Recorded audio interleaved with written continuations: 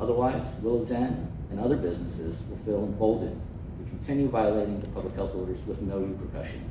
They will continue putting our community in danger. Thank you, Your Honor. Well, Mr. Heller, it's your opportunity to make an opening statement.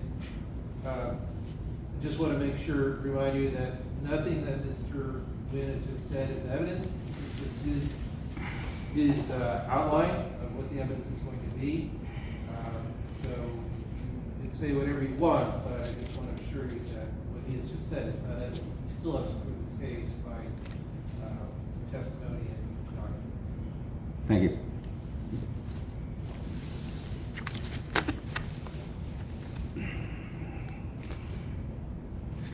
Ladies and gentlemen, distinguished members of this judicial body, dedicated officers of our public health department. I'm not a father to children, but I am a citizen of this planet, and like all of you, I hope our generation can bestow upon future generations a better world. To do so, we must pull back the veil of misinformation that has for generations skewed public opinion and allowed for foreign and domestic policies that no longer seek to better America and all humanity, but rather seek to serve the interests of a corporate state. Today, the health department and medical field find itself squarely at ground zero in the fight between man and its masters. The veil of deceit I speak of may fall on mostly deaf ears in this chamber and be cast aside as purely conspiratorial. Nonetheless, the Athenian lawmaker Sulla decreed it a crime for any citizen to shrink from controversy. And that is why the press is protected by the First Amendment, the only business in America specifically protected by the Constitution. And that is why I humbly stand before you today, not to suggest that the virus is fake, rather to suggest that the response to this virus has become criminal. I stand here to speak out against the continued lockdowns and ridiculous man-made firewalls, such as calls for double masking after a year of flip-flopping on the issue. Senator Rand Paul recently called double masking theater in an exchange with Mr. Fauci. I would agree. Scientific studies have shown that lockdowns and masking have little to no scientific backing and do little to curb the spread. Of course, this science is ignored. I stand here so that history may judge me and those who feel these lockdowns are grossly disproportionate to the risk posed. I stand here to tell you that there are millions of medical professionals and scientists around the globe that believe the solution has become far worse than the problem. COVID deaths are not the only variable in the equation. Mental health, economic destruction, poverty, hunger, suicide, debt, crime, domestic abuse, child abuse, homelessness, and other variables must also be part of the equation. I just drove by a giant encampment on Heading on the way down here that's growing every day. I do not envy your position as the enforcers of policy, for I know that this body and its members have good intentions. I know that the officers around the globe who enforce safety measures do so with the greater good in mind. However, I also know that police and health officers have internally questioned the arbitrary enforcement of some of these restrictions as well as their usefulness. Today we are faced with a multitude of problems. 1, a deadly virus.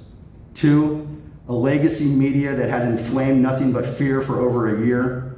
3, a corporate state that has predetermined its solution, which solely calls for mass vaccination. 4, the radical erosion of the First Amendment and the brazen censorship of any dissenting opinions. To echo the words of JFK, we are opposed around the world by an evil and monolithic conspiracy that has conscripted vast human and material resources into the building of a tightly knit, highly efficient machine that combines military, diplomatic, intelligence, scientific, economic, and political operations. Let me be clear. I do not think the virus is fake, but I do think that it has been grossly exaggerated and that the continued lockdown of small businesses worldwide and relentless destruction of the middle class and bifurcation of wealth across the globe is a conspiracy. The impact to my business, myself, and my employees, while immensely destructive, pales in comparison to the impact felt by those Americans who were already impoverished.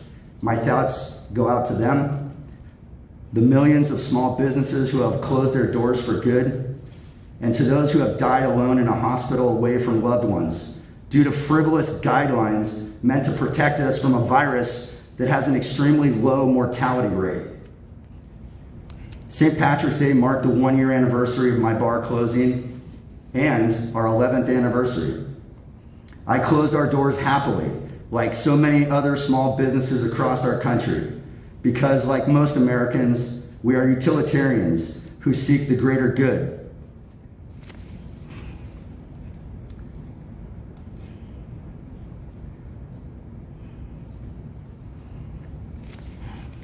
And genuinely care about one another.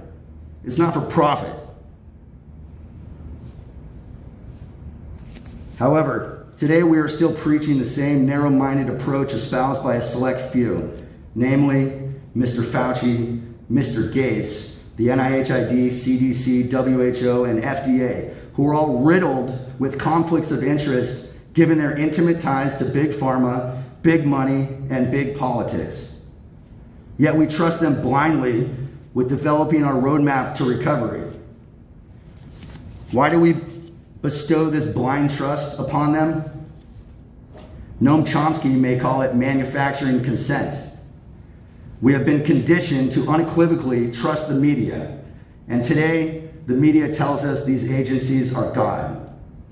The larger question at hand is, why have they manufactured such a myopic, dual solution approach of lockdown and vaccination while ignoring other useful tactics like repurposed drugs? I'd ask you to follow the money and control. Amidst the barrage of controversy today, millions across the planet have risen to speak out about the lockdowns. Some speak out to categorically dismiss the current response. Others do so to join in the discussion, broaden the dialogue, provoke thought, and ultimately seek the best multi-pronged response to this virus. Unfortunately, almost all who have spoken out against the approved narrative that supports mass lockdowns are ignored, smeared, or outright censored by the legacy media. As just one example of dissent, medical professionals and scientists from around the globe have signed the Great Barrington Declaration. Not mere civilians from the street like myself, rather esteemed professionals spanning the medical and scientific field, comprised of over 16,000 scientists and 41,000 medical practitioners. These individuals, like you, want to ensure that we are exploring all options to fight this virus. They simply want to ensure that the solution is not worse than the problem. They, like you, want to protect our children. This is why they speak out, not for themselves, but for the future. Unfortunately, instead of broadening the discussion, listening to all the science, and engaging in peer review, the corporate state, special interests, and captured legacy media have funneled us down a myopic approach that for 1 year has seemingly only pursued lockdown as a means of protection. Locking down healthy individuals for a brief period may be justified, but for a year, that is insanity. Yet very cleverly, at the outset of a viral outbreak they knew very little of, they assigned one game-changing trait to the virus: asymptomatic transmission. This sole trait alone has enabled them to justify mass and endless lockdowns. I'd suggest that the science has long since shown asymptomatic transmission not to be the case. Dr. Fauci even admits so in an interview when asked generally about the role of asymptomatic transmission in a pandemic. As such, we should let healthy, non-symptomatic individuals return to normal while deploying a targeted approach that quarantines those at-risk members until we can adequately protect them. Doing so will have health and economic benefits beyond measure. While irrevocable damage has been done, there is still time to correct our errors. For as JFK said, an error does not become a mistake until you refuse to correct it. But now, instead of opening up 100%, our state continues to drive even more small businesses into extinction on a daily basis. Instead of pursuing a natural herd immunity, they now seek mass vaccination as a means to achieve the same. Herd immunity, the ultimate defense, which we should have been pursuing from early on. Yes, many would have died, but death is inevitable in a pandemic or war. Our decision to lock down the healthy has removed our best tool to combat this virus. If after months of studying the transmission of the virus, we had implemented a more targeted approach, we may well have achieved herd immunity by now. All while not significantly adding to the stress on our hospitals, because healthy individuals, when infected, rarely need to be admitted to the hospital. Instead, they simply recover and contribute to the health of the herd. Hindsight is 20/20, you may argue. Fine, I'll grant you that. But now we know, and now it is well past time to put an end to this madness. As Congressman Dan Crenshaw testified, study after study have shown that these lockdowns offer little, if any, benefit, but impose extreme costs on the small businesses suffering under them. Political leaders know this too, because they haven't even been following their own rules. End quote. These unrealistic, ineffective, and frankly, silly guidelines, which not even our own politicians follow, are the result of a governmental body trying to uphold a falsity. Why? Because the corporate state is invested in a predetermined solution, a costly yet rewarding campaign of mass vaccination, despite extensive evidence to suggest that repurposed drugs, like ivermectin and others, have shown immense benefits to both the prevention and treatment of the virus. I'll point out that the WHO, one of our esteemed public health watchdogs, recently changed the definition of herd immunity to eliminate any reference to nature's involvement. Instead, it now only reads, achieved through vaccination. Extinguished from its own archives is the theory that herd immunity can be achieved when a disease naturally progresses through a population. Why the change? Why are doctors, nurses, and scientists being silenced around the planet? I could speculate, but it matters not why, only that it is occurring. Science, at its very core, is dependent on cross-examination and peer review. Instead, as those of the Great Barrington Declaration have seen, there is no peer review of today's approved narrative. There is no discussion. There is only a tyrannical voice coming from Mr. Fauci and those in the legacy media that parrot one another in their self-perpetuating echo chamber.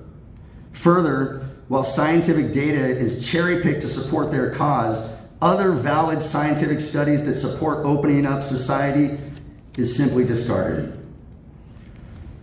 Perhaps most shocking of all is the revelation that the PCR test, when improperly administered, yields enough false positives to render it scientifically useless. Therefore, one may conclude the infection rate and death count are erroneous and inflated. Your Honor, I'd just like to... Yet our response has been entirely based on the infection rate. If the PCR test is yielding flawed and inflated numbers, as its late inventor Kerry Mullins and others have stated, our response, it could be argued, is equally flawed. The virus is real, but I ask you to please consider whether our response is disproportionate to the risk and why the legacy media and technocrats have, for over a year, engaged in fear-mongering, smear campaigns, and censorship of any dissenting opinions. JFK, in a speech to the National Newspaper and Press Corps in 1961, reminded us of the absolute need for a free and independent press. He emphasized the need for the press to, quote, inform and alert the American people, for I have complete confidence in the response and dedication of our citizens whenever they are fully informed, end quote. Today, given the agenda-based reporting that has been prevalent in the legacy media for decades, it is no longer possible for our citizenry to be even mildly informed by the media. When we turn to outlets like YouTube, Twitter, Facebook, Instagram, or Parler to seek independent journalism, most dissenting voices are quickly silenced by the all-powerful influence of our modern-day self-anointed arbiters of truth and fact-checkers. I must contend that the rapid erosion of the First Amendment poses as grave a threat to our country as any virus ever has. Free speech is one of the cornerstones of our nation. Without debate, without criticism, no country can survive. And there is little value in ensuring the survival of our nation if our traditions do not survive with it. These words by JFK echo truer today than ever. Now, as our calendar passes the 1-year mark of lockdowns, let the scales of justice measure our individual actions, and may our children and children's children know on which side of tyranny and oppression we stood. And so it is to the printing press, to the recorder of man's deeds, the keeper of his conscience, the courier of his news, that the annals of time will reflect our actions, and our children shall know the truth. I call for an immediate return to normal, not a new normal. I yield back. Mr. Wayne, you wanted to offer this document as an exhibit, is that correct? I did, Your Honor.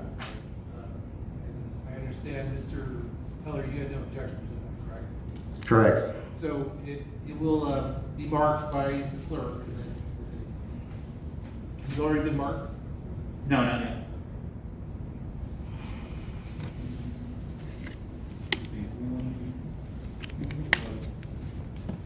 It'll be Exhibit A.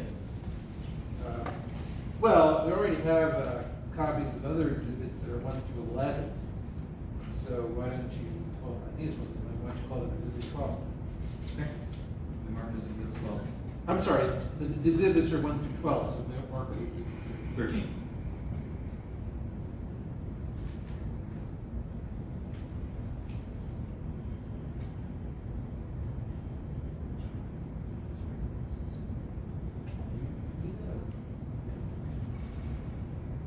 So, Mr. Wayne, are you ready to call your first witness? I do, Your Honor. I did have a couple of questions. I understand that this hearing is being recorded to keep a hearing record. Is that correct? Correct, yes. Okay. And I wanted to clarify what the rules are for parties recording the proceedings as well. Well, are there parties recording the proceedings? Mr. Heller, are you recording this? I have notes in front of me and my phone in front of me. Are you recording it on your phone? Yes. Do you have some objections to that, Mr. Wayne? No, I don't have any objections. Just wondering what the procedures would be moving forward. But this will be, obviously, the Ocho's audio recording would be the official record. Yeah, the official record is the recording made by the clerk. Thank you. This is a public proceeding, so I think Mr. Heller has a right to have his phone recorded. He can do with it what he wants, but it's not part of the official record. Got it. Thank you. Your Honor, I know that you accepted Exhibit 13, or you received Exhibit 13. I wanted to go ahead and move it into evidence if you have not already admitted it.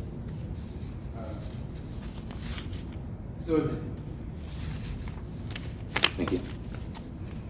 And then, Your Honor, I didn't want to interrupt Mr. Heller as he was giving this opening, but I do want to request that any statements he made that was beyond the scope of an opening, including any argument, be stricken, and any issues that are not before the Ocho today be stricken from his opening. Yeah. As I said, it would fall on deaf ears anyway. Thank you. As I said in response to your opening, what you say in your opening is not evidence, and being that Mr. Heller is not represented by counsel, I'm intending to use Thank you, Your Honor. The county would like to actually call Mr. Heller as its first witness. Mr. Heller, do you understand that the county can do that? Yes? So, clerk is going to ask you to raise your hand and take an oath. We'd like to swear on all the witnesses. If that's All right, Just do it all so at once. you need to identify the other witnesses. Thank you, Your Honor. In the hearing room is Jean Nguyen.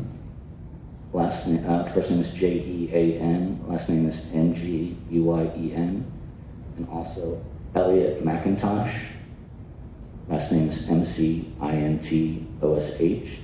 Those are two of the county's witnesses. The county also has two other witnesses that it intends to call who are not currently in the hearing room.